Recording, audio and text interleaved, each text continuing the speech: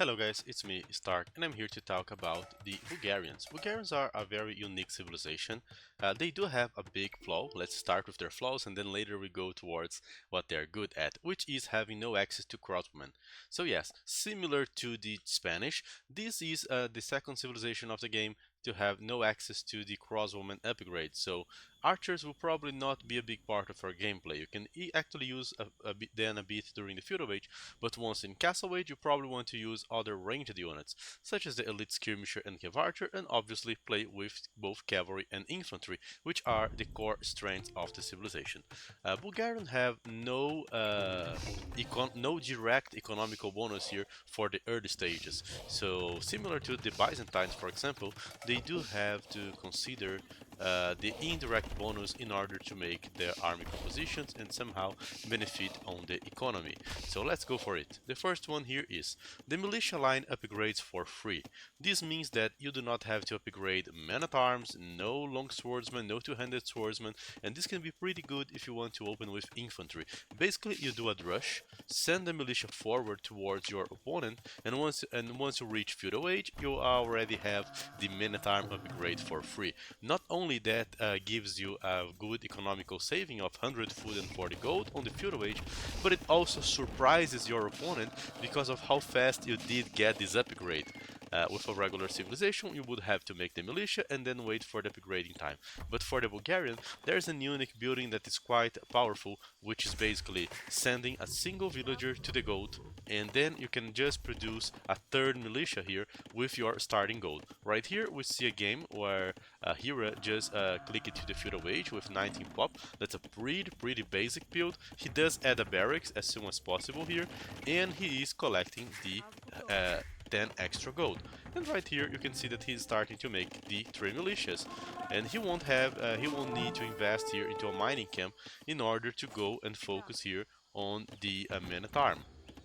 For that reason, it means that he can just already set up his economy once in the feudal age. For example, different from other civilizations which would be investing a huge amount of resources and spending villagers on the gold, the Bulgarians can already go for their other gameplay during the feudal age. For example, getting upgrades, dropping an archer range, dropping a blacksmith if they want to boost their men-at-arms or anything like this. And let's talk now about the secondary bonus. The secondary bonus that is worth talking about is that both blacksmith and siege workshop technologies cost minus 50%. Also guys, their team bonus allows the blacksmith to work 80% faster. The combination of those two bonus makes it very powerful for you to upgrade your army during feudal age and try to get leverage because of that. So one of the biggest Bulgarian plays in my opinion is to invest heavy into the feudal age, where you can actually get access to cheaper upgrades for your army. For example, the scale mail armor that affects the militia and the spearmen only costs 50 food. The forging, which gives extra attack to both militia and cavalry, it only costs like 75 food, and all of that is resorted faster. Fletching, well, you have a 50 food discount, which is equivalent to a villager, and padded archer armor as well. So basically, you can pretty much get both attack and defense upgrade for the same price as your opponent would get like just the attack. And not only that, but you also tech into it very fast. Right here, Hero just invests into a mining camp afterwards in order to collect at least 50 gold for the fletching, and he is spamming here skirmishers. So this is one good composition that you can use for the Bulgarians, which is basically men-at-arms, which will lead your opponent to answer with archers, and then you just start making upgraded skirmishers to attacking. So this is probably one of the best builds for the Bulgarians to play during the early stages of the game. So basically you keep your men-at-arms pressuring their buildings, and you keep your skirmishers already fully upgraded at 30 minutes to harass him. Not only that, but you can also boost the both attack and defense from your men-at-arms while slowly developing your economy here and setting up a booming game for the Castle Age. So that's basically the idea. Men-at-arms, skirmisher, that's one way to boost your economy here. Pretty interesting.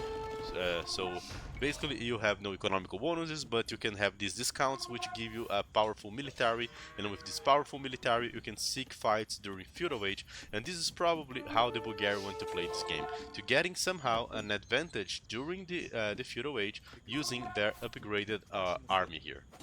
Right there you can see that the opponent is trying to defend with Scout and Archers, which is a very powerful composition, but the Bulgarian is overwhelming here by taking several good fights here. Despite even losing a few units to the TC and on the fights, he's just overwhelming the enemy army. And of course, if you do manage somehow to cripple down the archer numbers from your opponent, you can just use here your Men-at-Arm and your Spearman line fully upgraded to just harass and take down his buildings and keep the pressure going on. Very difficult to stop and to deal with that during the feudal age if you are playing against a Bulgarian. Honestly, one of the most powerful civs to play this kind of all-in feudal age game, and this is basically that. You want to get this leverage on the early stages as the Bulgarians. The Men-at-Arm opening, guys, for the Bulgarian is surely powerful, but it's not the only tool that they can use. There are other ways of playing as the Bulgarian, and I think that a very popular one is trying to play with the Spearman and Scout opening here. Basically, you advance to the next age, drop a stable, and focus your resources here on making both Scouts and Spearmans to harass your opponent.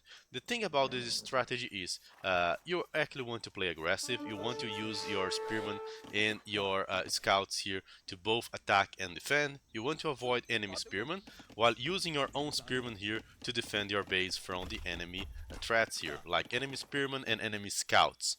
The thing here that makes Bulgarian special on this opening is the blacksmith bonus once again. So basically, different from other civilizations that will actually need to make way more scouts and even consider going for bloodlines sometimes instead of scouts, as Bulgarians you can just keep popping out army non-stop and dropping a blacksmith as soon as you can.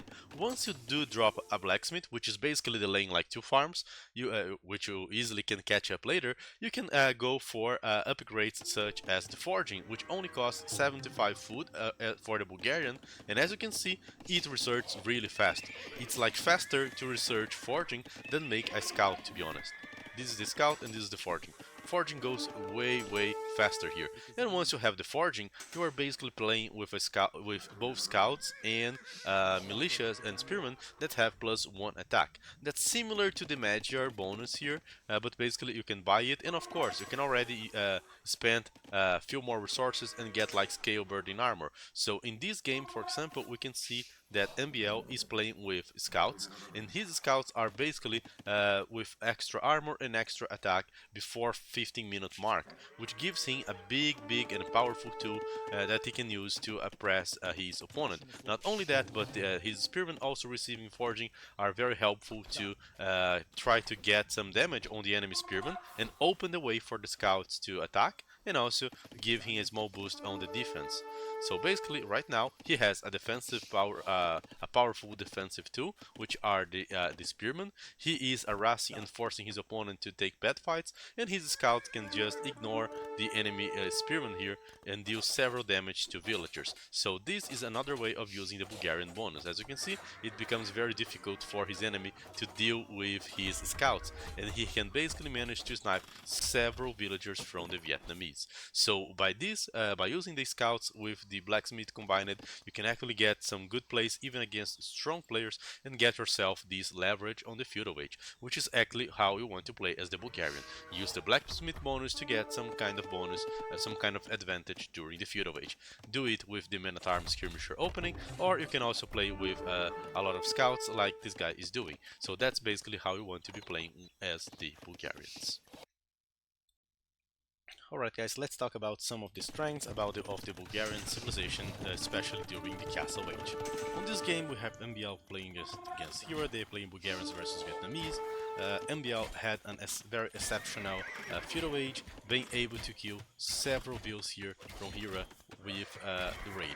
Now he's on the Castle Age, he's keeping up with the ratings, now using knights here instead of scouts, and he has started to add town centers. If there's one big play that always works quite well for the Bulgarians, at least in my opinion, is adding up villagers to the stone as soon as you reach the Castle Age. Here's the thing, the Bulgarian town centers already cost minus 50% stone. So with 100 stone, you can already build your 2 next town centers, like we can see here on this game. And this will just give you already a boost here of 100 free stone to use. If you just keep some villagers collecting stone, you're slowly gonna grow up in the stone number, and once you have around 350 stone, let me just check here this number. Yeah, 350 stone, you are gonna be able to start building creep posts. Creep posts are kind of a castle building.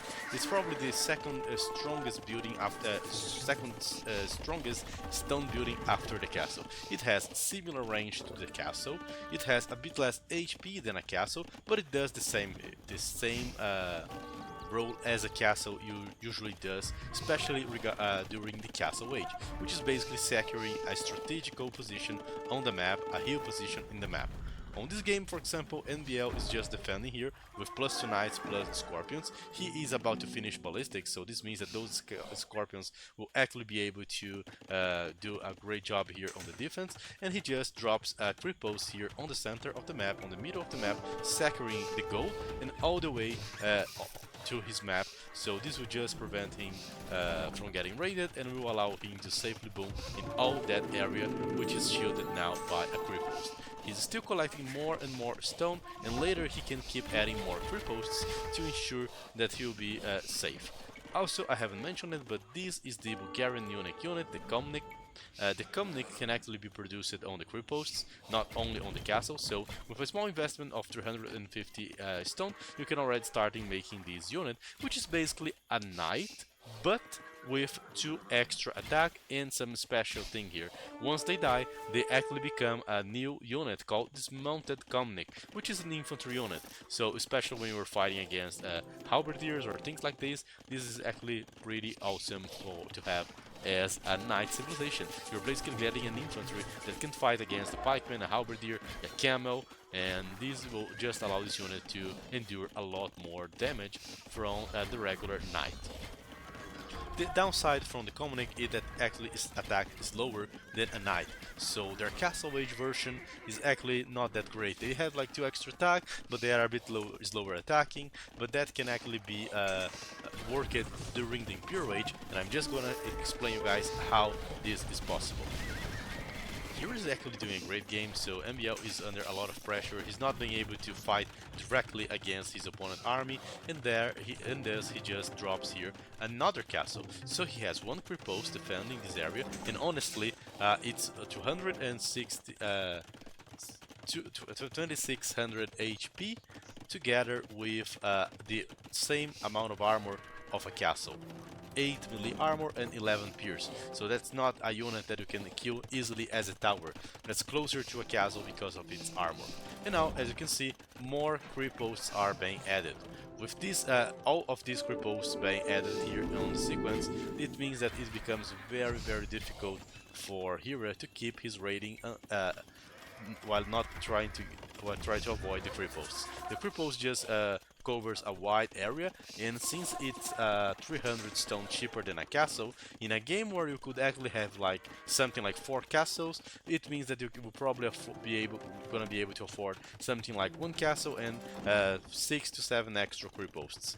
So it's insanely good, and since it's cheaper, you can just keep massing those builds and it will just provide you a lot of safety. So you can use this defensively, as MBL is doing, or you can use it aggressively, like just attacking and trying to place creep posts on your opponent most important resources like gold, stone, wood lines, and so on. And of course, if you just build a creep post within the same range of a town center, you can obviously take down a town center in the same or in a similar way that a castle would. But still, do not produce only the creep posts. I also want you guys to research styropes.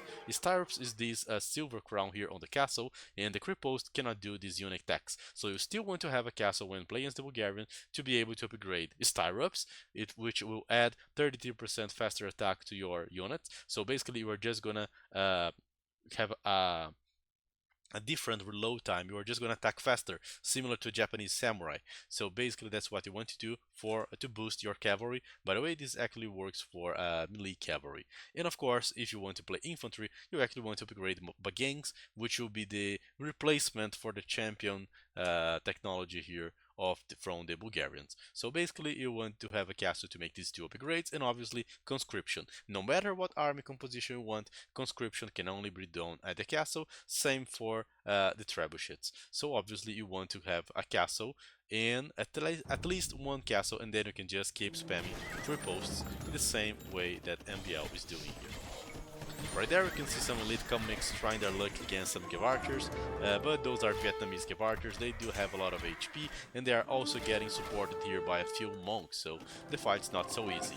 But the counterattack is nearly impossible here for his opponent, because every resource here is under the range of a creep post, or in some way where either a castle or a creep post would hit it. So counter-raiding a Bulgarian that is just collecting a lot of those, and especially going for the extra stones, is quite strong. By the way, each stone mining has 350 stone. So whenever you look at a group of stones like 3, you can just think of yourself, oh, this has potential for 3 creep posts. So it's even worth to place a creep post like this just to protect the small one, because once you get this, collect the stone, you can actually build 2 more. So that's actually a good investment, and it pays back, and also it gives you a lot of army control. And from there you can plan how to play your game by going for units such as the elite Komnik or siege or Hussars. It doesn't matter which cavalry you do choose as the Bulgarian, but if cavalry, either heavy or light one, is going to be part of your comp, you do want to upgrade stirrups. Another thing that a lot of people do not mention so much about the Bulgarians, but the civilization itself states, is that, oh, it doesn't, is that their Sig workshops and technologies are 50% cheaper regarding the food. So in order to upgrade Capped Run, it only costs 150 food. It's almost like free if you consider this to be an Imperial Age upgrade. Siege Run comes at a price of 500 food. Honestly, that's a big discount. You can actually see this unit a lot more often now. And Onagers, Siege Onagers, and also the Scorpion are also cheaper. So if you're going for a heavy farming economy to play cavalry, upgrading your siege is just a small consequence of that, because you will have a big discount to help you. So do not hesitate in playing with heavy siege as the Bulgarians.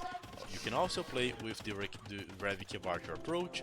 You can just keep adding free posts like MBO is doing. Right now, he's basically immune to raiding, guys. I do not see a single villager that I could actually raid before getting hit here by a creep post. So mass creep posts, and that's how, and also make use of cavalry siege is a great way to play Bulgarians. Right there we can see one of the very strongest compositions that a Bulgarian can achieve, which is basically messing up Ravi Scorpions plus the Styra Broussard. The Styra Broussard will win against other Broussards here during Imperial Age in most scenarios, and you also have access here to Ravi Scorpion. You can add to that composition some halbs if you want, but honestly it feels to me like a very complete one. I would just go like revving to farming to be able to keep messing my Broussards. So that's a very good example on how to play with the Bulgarians and how to use the creep posts to control the map and also to defend yourself.